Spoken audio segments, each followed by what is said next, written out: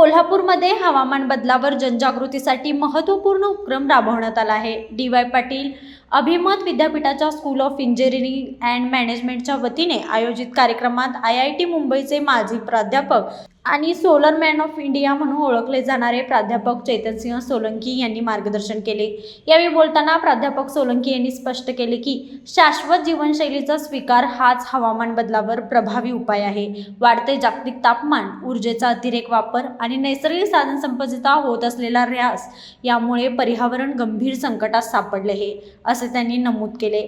Finite अर्थ movement अंतर्गत सुरू असलेल्या 100 दिवस भारत क्लायमेट सत्याग्रह यात्राद्वारे ते देशभर जनजागृती करत आहेत. या यात्रेत ते 51 शहरांमध्ये सुमारे 5800 किलोमीटर प्रवास करून नागरिकांशी थेट संवाद साधत आहेत. प्राध्यापक सोलंकी यांनी प्रत्येकाने आपल्या दैनंदिन जीवनात ऊर्जा बचत, पुनर्वापर आणि मर्यादित गरजांवर आधारित जीवनशैली स्वीकारण्याचे आवाहन केले.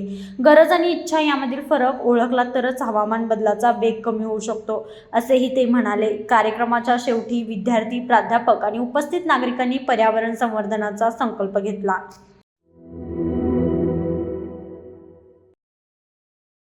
सर्किट बेंच झालं, आता IT पार्क होणार.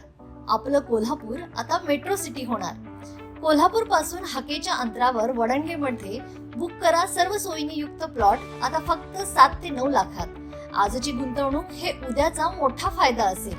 बुकिंगसाठी संपर्क गोमटेश डेव्हलपर्स 940453 9293 आणि 989082 9293.